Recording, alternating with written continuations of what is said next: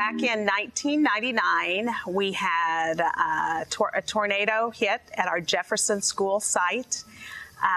Kids were eating breakfast when the storm signals sounded. Fortunately, no kids were hurt, but the outbuilding that they were eating breakfast in was destroyed. The permanent structure on site was not, but this was a wake-up call for us as far as the potential for damage to buildings, but especially potential for problems with safety for kids at elementary schools. We created a partnership with Wichita Public Schools and FEMA. The safe room that was built then the following year at Jefferson Elementary was the first FEMA standard safe room ever built. As you know, we have a lot of tornadoes in Wichita, Kansas, and especially in the last few years, there's been a lot of destruction relative to tornadoes.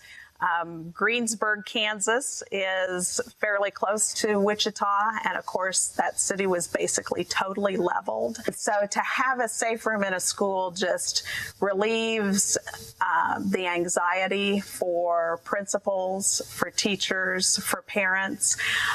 You could even just tell the difference just to be at a facility where there's a safe room. Just the anxiety level is just so lowered because everybody knows that they're going to be safe in a storm. Having these safe rooms is critical in our district for keeping the kids of Wichita safe.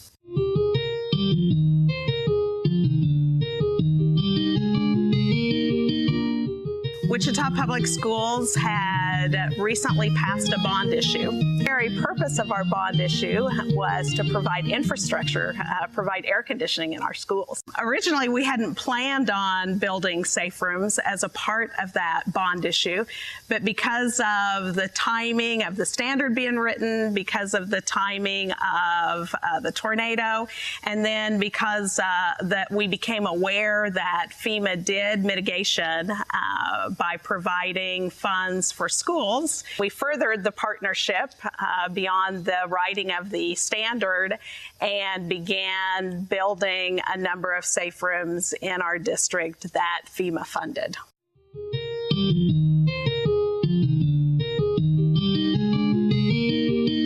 Every single one of the safe rooms that we have built have been new construction. At the elementary school level, we have primarily done safe rooms and multi-purpose rooms. Multi-purpose rooms work very good for a safe room at an elementary level because it's a large open space and a space that doesn't require windows. And so we have, at the elementary school level, we have a large number of safe rooms and multi-purpose rooms. Our multi-purpose rooms are used for gym, first of all, for PE. Then also we'll use those to set up cafeteria tables in for a lunchroom. Also, since they're a large open room, they're good for performances. You can get all of the student body in a room, and so they can have assemblies. We have always used educational space for the safe rooms so that they do have a dual purpose. They're always rooms that have primarily have an educational function and an educational purpose, and then they also then are utilized as safe rooms. All of our safe rooms have been all new construction. We haven't done any retrofits. We were doing bond issues for the construction of the square footage and then have the opportunity then to harden those spaces so that we could have safe rooms. We try to put the shelters as close as possible to the youngest grade kids so that we could get them to the shelter as quickly as possible. At our middle school and high school level, we're doing classroom additions for safe rooms, also wrestling rooms at locations where we're adding athletic facilities. A wrestling room is a good space for a shelter because, again, they're large open spaces without windows required.